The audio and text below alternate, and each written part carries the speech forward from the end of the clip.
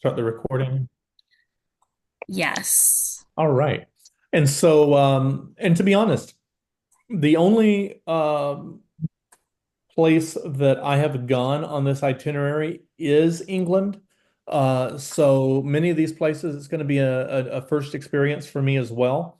But I will tell you how I choose my trips is I am involved with a network of other um, EF group leaders, other teachers who travel with EF, and I consult with them.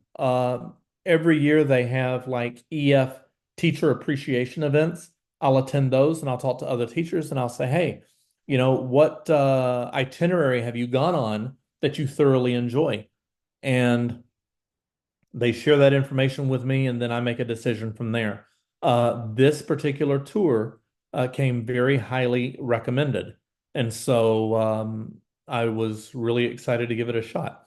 So, and again, I usually try to find an itinerary that we have not, myself personally, I haven't experienced before because, I want this to be um, an experience for me as well, and I want the students to see that. I don't want them to think, well, it's like, geez, Dr. Ward doesn't look like he's having any fun. I want to, experience something new as well. So again, I really can't speak to all of these places individually because I'm just not very well informed on, these particular sites. Um, but the teachers with whom I've interacted really spoke highly of this particular itinerary. Okay, go on to the next slide. And this should be the end of yeah, the trip. Uh, So there is what's really nice about this, and I know that we're going to discuss this a little bit later, is the entire everything is covered from the hotel accommodations, the flights, all of the in-country ground transportation, um, the programming, so all of the entrance fees to all of the places where we're going, and a full-time tour director, um, and we and 2 meals a day are covered. And of course, I always get that, oh, are our students only allowed to eat 2 meals a day? Well, no. But the reason they do that is you have that one meal that offers you flexibility to go and try something that you want to try. So if we're, in Great Britain, and you want to try shepherd's pie, then you have the opportunity to try that if it's not already provided as one of the meal options. So it just gives you that opportunity to kind of experience something that you enjoy. And I promise you, sometimes those are the best uh, culinary experiences because you get to find something that you see that is enticing, and it really does not disappoint. And I can certainly share with you a few stories about that. However, I'm worried about the time and us getting kicked out again. So let's go ahead and go on to the next slide.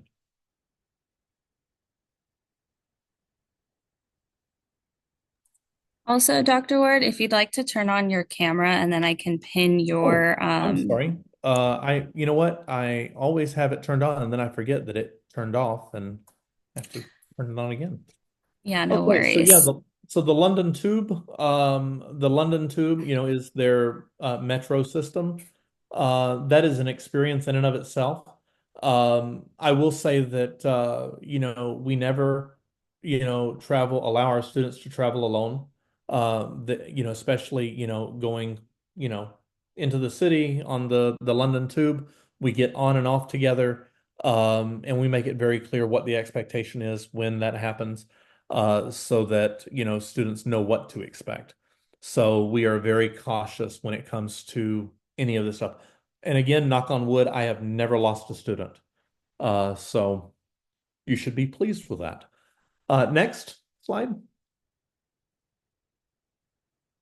So and we're gonna apparently visit the iconic Titanic Belfast, and that is in um, Northern Ireland, I believe, but I'm not at all familiar with what that is. So again, this is going to be an experience that I'm going to be involved with as well. I will say that there's a lot of castles in Scotland and Ireland. So that is going to be an exciting opportunity is for us to visit some of these castles. I know that there's some additional tours that are optional that are only provided by the group leader, or excuse me, the tour consultant or the tour director.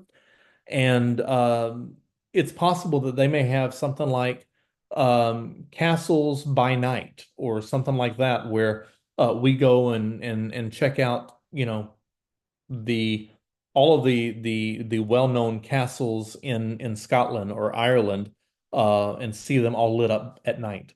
So that's something that I think is pretty popular and something that I heard from a fellow educator. Going to the next one. Okay, so what I try to do is when I plan for travel, my goal is to leave Phoenix as soon as potentially possible. And so our goal is, if possible, we will be leaving as early as Saturday after our students' last day of school. And the reason I do that is I want to ensure that I'm not interfering with parents, or family vacations. I want to go ahead and get us out and back so that families can be together and do their thing. So not only that, so to be honest, most of the time they ask us to plan kind of a plus or minus 4 days.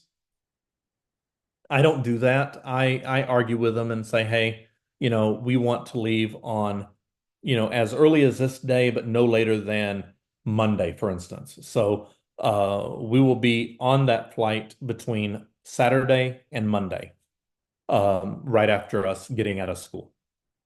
And then, but this also, the reason they ask for this is when all of the teachers put in their requests, they're able to match schools together based on those same requests, and that way they can form their groups in that manner. Now, since Michelle and also I have a student over at, well, a former student over at Dysart High School doing the same thing, I'm hoping that we can get one trip for all of us, for just us three schools. Okay, go on to the next slide. So, as I mentioned previously, round trip airfare, hotel accommodations, 2 meals a day. We have a tour director, transportation, all of the local guides. And then we also have the entrance fees and any, guided sightseeing tours.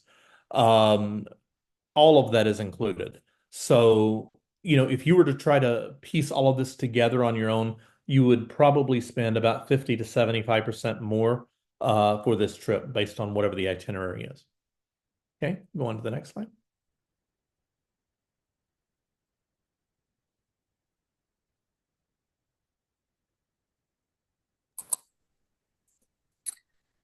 I'm not sure if you're able to see it. It says what you are responsible Yes, for. okay, Okay. right. Yeah, so I mean, you are responsible for your passport. There are no visas required, at least for American citizens. Um, or if even if you have a green card, so my wife, she had a residence card forever, and a residence card is just as good as a passport. Really, when it's talking about American travel, she would take her Mexican passport and her residence card, and she was able to get, to make that switch. So she was able to go through customs with no problem. But also baggage fees are not covered. However, the last few years we haven't been required to pay any baggage fees. So it is always a possibility that an airline could require us to, but like I said, the last few years, in fact, I don't recall the last time when we have been required to pay baggage fees. And then, of course, tips for local guides, bus drivers, and the tour director. Basically, you would need to budget about $12 a day for tips. What I usually do is, an EF asks that we collect all of that money, like before we leave. So pretty much like beginning to mid-May, we collect any tips. And that usually is anywhere between $125 and $150, depending upon the length of the tour. For a 10-day tour, you're only talking about $120. And then, of course, snacks and then, of course, one meal a day is not included in that program price. Okay.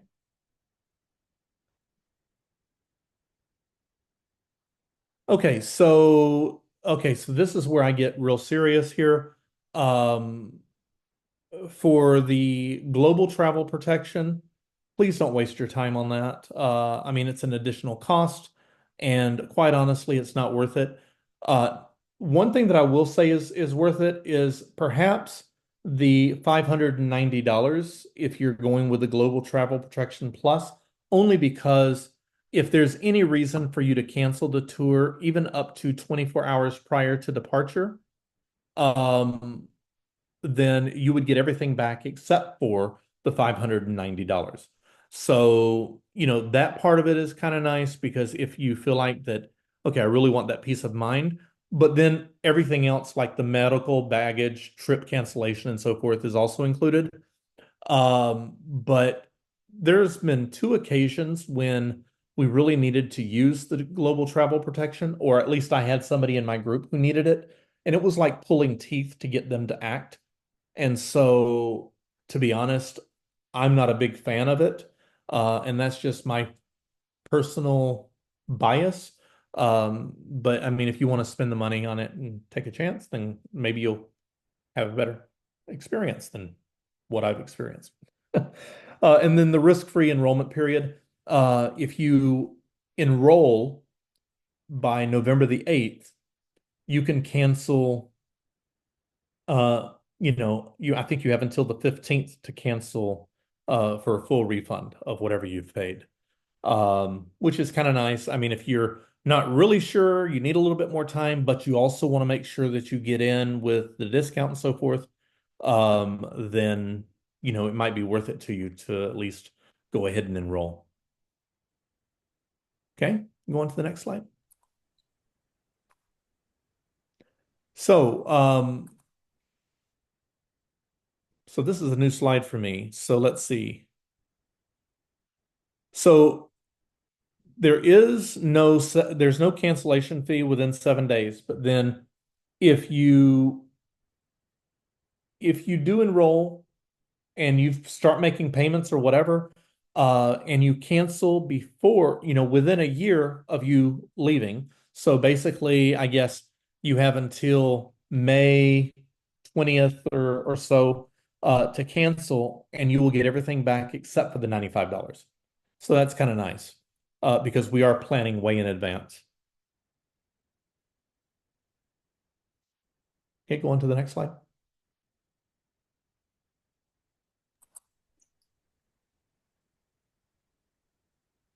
Okay, so once you enroll, you do have the opportunity, especially if and it's a needs-based merit scholarship.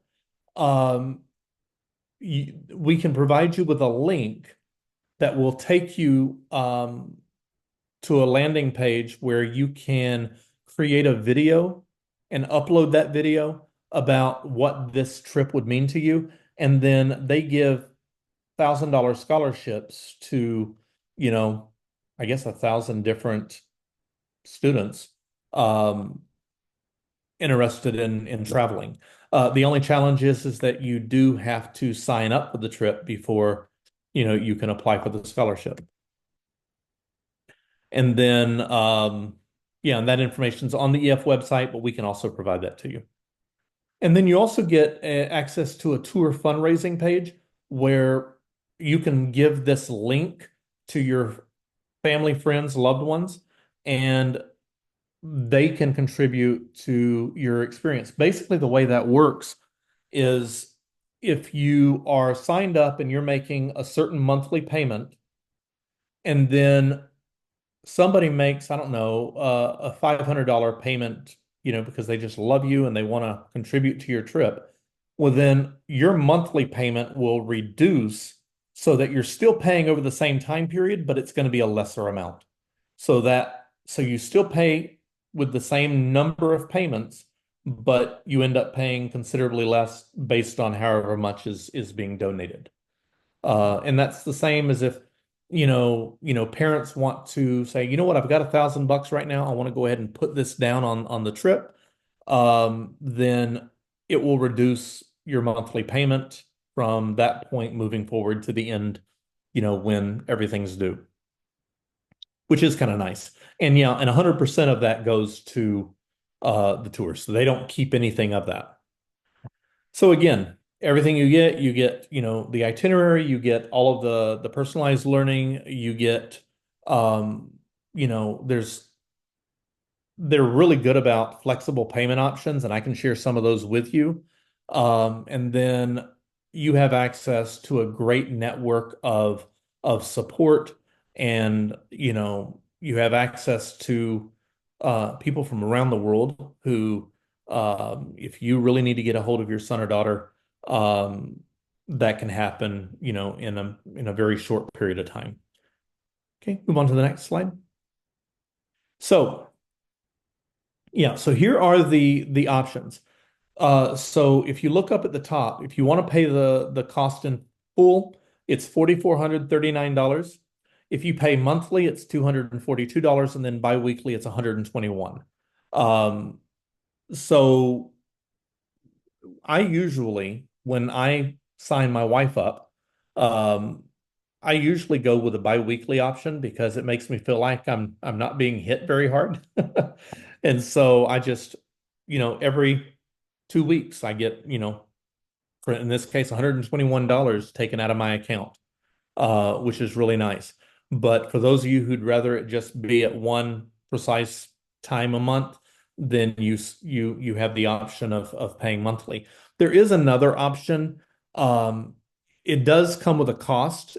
I think it's a $50 cost, but you can pay manually. Now, what that manual payment looks like is you pay $95, and then in 30 days, $500 is due, and then another 30 days, another $500 is due.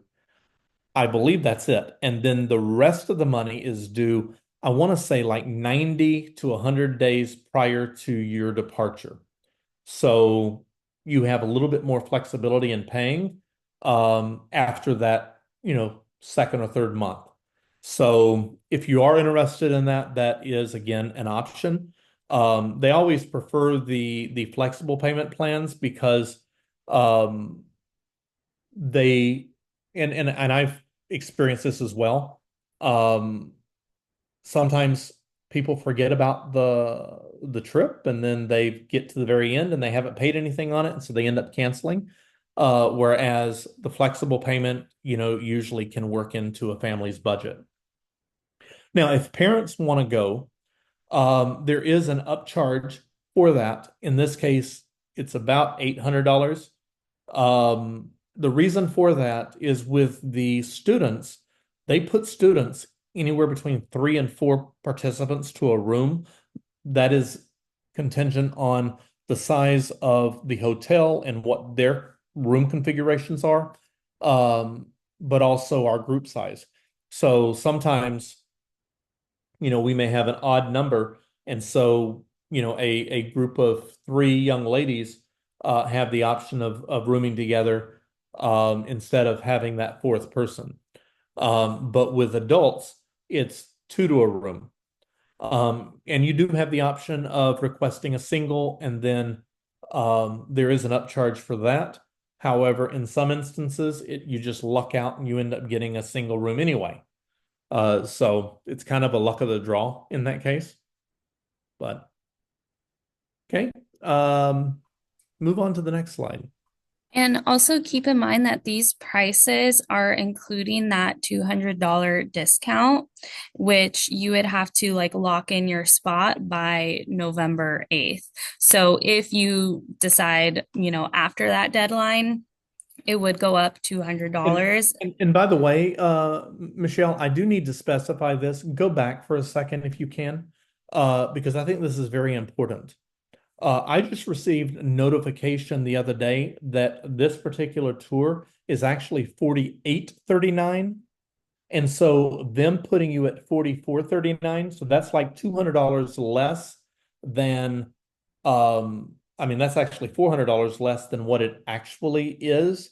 So I wouldn't be surprised if after November the 8th, the cost would be 48.39. So you're technically getting $400 discount because the prices, I was already told that the prices went up on this trip. Wow, good to know. Oh, so yeah, so it's definitely worth it to register now. Okay, go on to the next slide. Okay, so yeah, we have 40 interested travelers and 12 guaranteed spots. Um, I've already for my school have already secured, how many did I say, Michelle? Did I say 11? I think I have 11. But and so I really only have one spot left unless EF will allow me to open it up for another. Because they're already working on tours for 2026. I mean, they work way in advance, just making sure that they have all of the contracts in place for hotels and so forth. So they're already looking at availability. All you need in order to enroll is the $95 enrollment fee. That's it. So $95, and then you get to decide what date you want the very first payment to come out and and at what interval. So you can decide monthly, bi-weekly, and I think those are the only two options, unless you decided to go with a manual payment plan. Okay, move on to the next slide. And this is the QR code that you will use to sign up if you are interested. This is usually the same slide where I take any questions that you might have. And so if you have any questions for us, please speak up. I want to make sure you are well informed about anything related to this trip.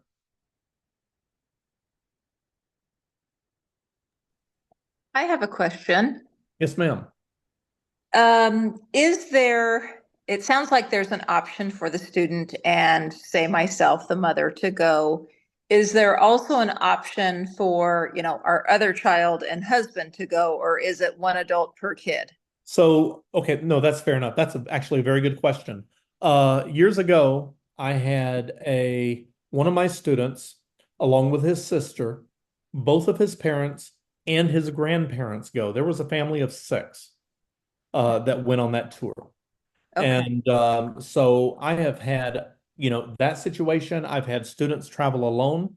I've had so to answer your question, I mean, in short, we do not limit the trip to just students. So if you want to bring your entire family, that is absolutely an option. Okay. Thank you. You bet. Um, I don't have a question, but like coming from a parent perspective, it might help some parents. I've done an EF before.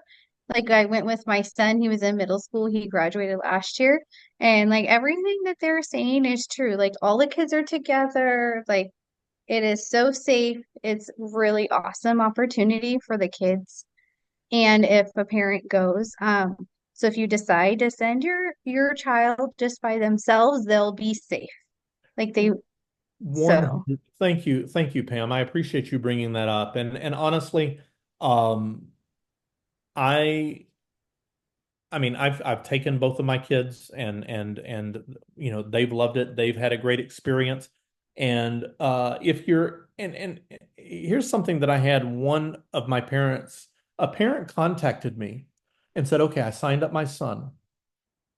Can you please ask him to let me go on the trip with him?"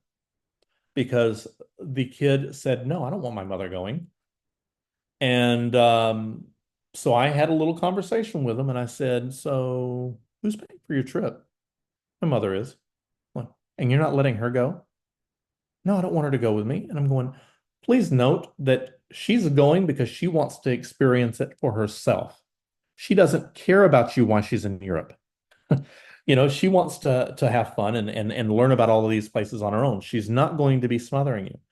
And so finally, with some arm twisting and threatening, he decided to let his mother go.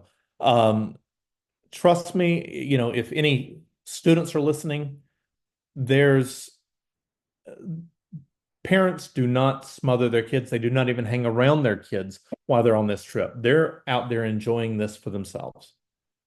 And so I do treat the kids as if they're my own over there because I feel like it's my responsibility to make sure they're safe.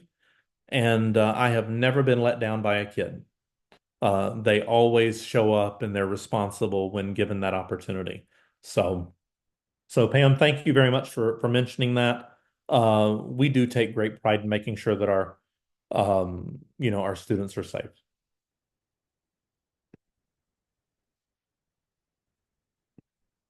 Anything else? I've got one other question, just circling back on, if four of us were to go, mom, dad, and two kids, it sounds like 3 to 4 students would stay in a room together. So if our family went, the four of us, I presume we'd all be in the same room. Is that right? So it depends. So there is the opportunity, and again, it really depends on the configuration of the hotel. There are on occasions some hotels that have rooms that can be used for family rooms, where you might have that option. But I'm not so sure you would be thrilled with that option because it may be considerably smaller than what you would expect. So generally, when I think of a family room, it's usually going to be 3 people in a room, not 4. But again, we usually work with, families, and if that's really what they're wanting, then we try to find a way to make that happen. Okay. And granted, if your other child is younger, then obviously we understand why you would want at least that child with you. Sure. Okay. Thank you. You got it. Something else I haven't mentioned, but I think it's important considering these are experiences that I've actually had. If some of you, I'm sure, may have some type of a nutritional need. I am the expert in dealing with nutritional needs. One year I had 2 who had celiac disease, another who just had a very light gluten allergy. I had 2 diabetics and 2 vegetarians all on the same trip. So, and fortunately, some of them were a family, and there were mothers there that were helping. But this is stuff that I had to arrange and make sure that they were taken care of. There's no issue that, as far as health-wise or nutrition-wise, that EF has not had to deal with at one point or another. And I certainly am pretty savvy when it comes to that. Before we leave, I distribute a health form, and that is filled out with any, your basically your health history and information that we need. And we help you monitor and manage whatever it is that you need monitoring or managing during that time.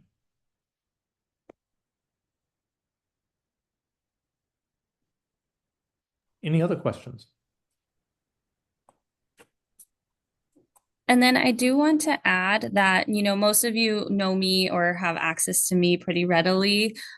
Should you think of a question later, and you don't have that link to that, questionnaire, I suppose you could say, I can get you in contact with the consultant from the EF tour, or I could even get you in contact with Dr. Ward if you want his knowledge. But I know you might think of a question later. So that link is definitely going to get you a fast response from one of our EF tour consultants, but you can reach out to us anytime. And we'll be following up with emails about, the deadline is coming up soon. Like, do you want to lock in your spots and all of that information as well? We do have a question in the chat. And it says, so if we make the $95 deposit and are put on the wait list, but do not get selected to go, is that deposit refunded? Yes.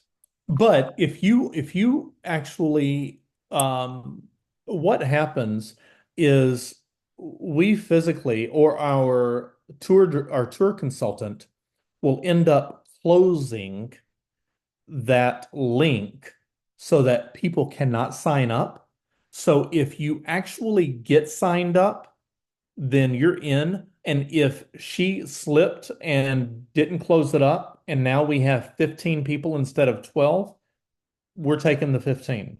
Because they're not going to go back and just, send money back to people. Oh, sorry, you signed up too late. So if you're able to register, then you're in the trip.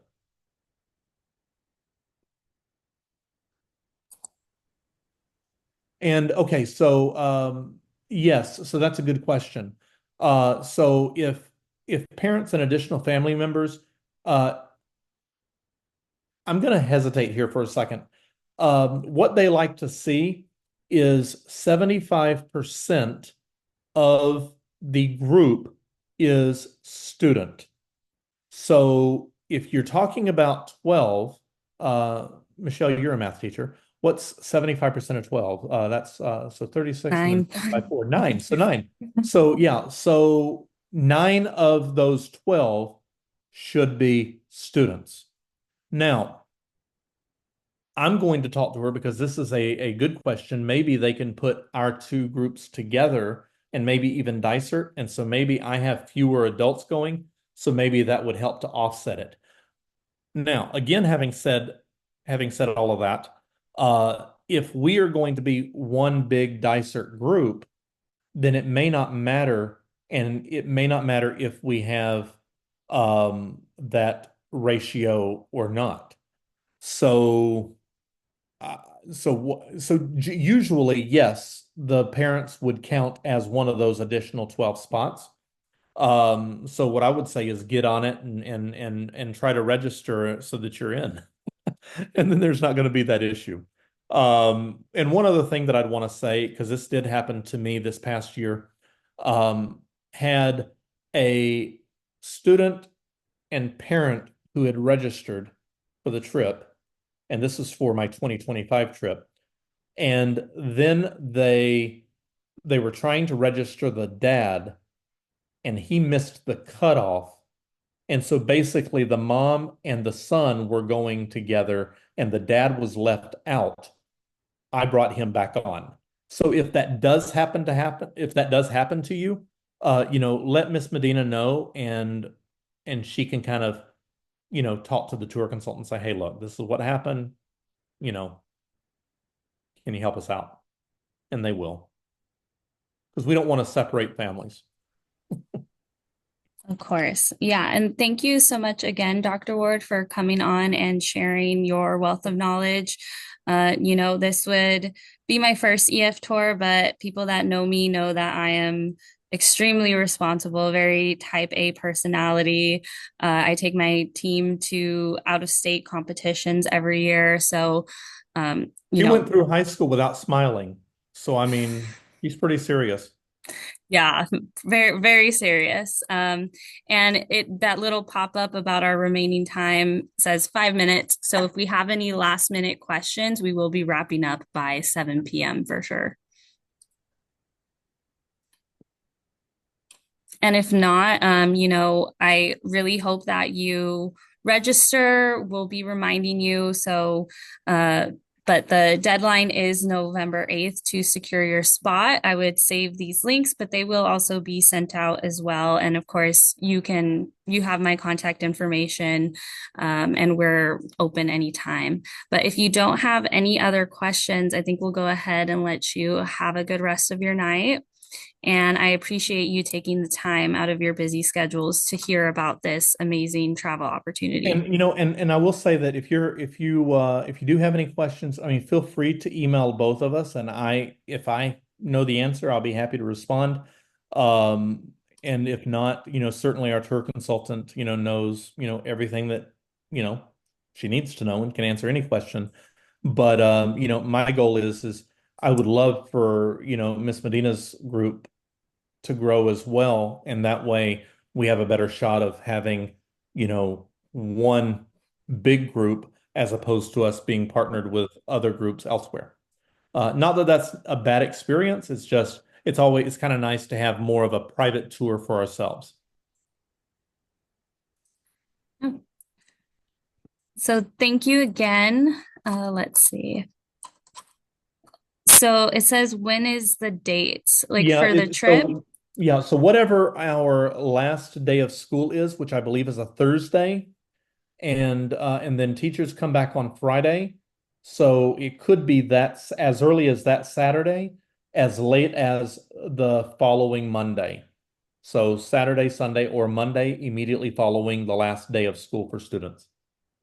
Yeah, this is for summer of 2026. So we have our departure date being May 22nd, which is the last, like the day after the last day for students of that school year. Yeah. And all of this will be sent out too. So we'll have the recording sent out, we'll have the specific days and everything so that if you want to start requesting the time, making sure that that's secure, that'll all be sent out as well. All right, but any other last minute questions? Yeah, thank you so much. Oh, it's 10 days, Dolores.